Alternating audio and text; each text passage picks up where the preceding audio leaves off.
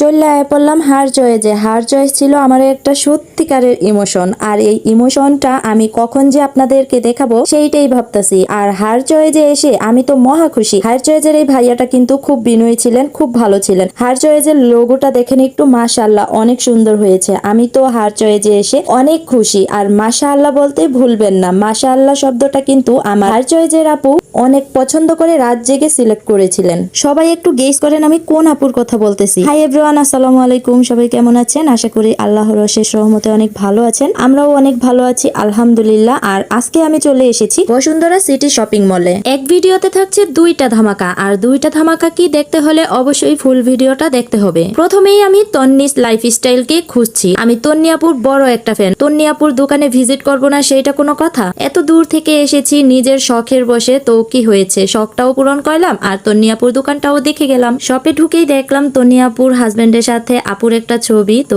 ছবিটা কিন্তু অনেক সুন্দর হয়েছে। তন্নি আপুর সাথে দেখা করার ইচ্ছা ছিল, বাট তিনি নাকি সন্ধ্যার পরে আসেন, তাই জন্য দেখা হলো না। শখের একটা মানুষের সাথে দেখা হলো না, বাট কি হয়েছে, তার দোকানটা তো ভিজিট করে আসলাম। দোকানে গিয়েই আমার একরকম শান্তি লেগেছে। আর দোকানের প্রতিটা ড্রেস ছিল অসাম। আর এইদিকে জয়া আপু কি যে বলতেছে তার কথা তো আমি বুঝতেই পারতাছি না। আর জয়া আপুকে দেখেন কত সুন্দর লাগতেছে, বয়সটা যেন বুঝাই যায় না। এরপরে যেতে হবে আরেকটা প্রিয়জন মানুষের দোকানে। তো সেই মানুষটার দোকানে তো না গেলেই নয়, তার আগে আবার একটা ময়ূর দেখে ফেললাম। আর ময়ূরটার সাথে একটু ছবি না তুললেই কি হয়? গাইস তাড়াতাড়ি গেস করেন আমি কার দোকানে যাচ্ছি। আর আমি যার দোকানে যাচ্ছি তার দোকানের সামনে কিন্তু বিশ্বরং দোকান আছে। আর বিশ্বরং দোকান দেখেই আমরা অনেকেই চিনে ফেলি তারপরের দোকানটা কার। আমি এখন যার দোকানে যাবো সে তো আমার ভাষায় কথা বলে, আর তার কথাগুলো, তার ভাষাগুলো ভিডিওর মাধ্যমে এত সুন্দর করে ছড়িয়ে যায়, মানুষের মনে গাথে। তার কথাগুলো অনেক সুন্দর লাগে। এই তো দেখেন আমি এসে পড়েছি তার দোকানে, হার চয়েস।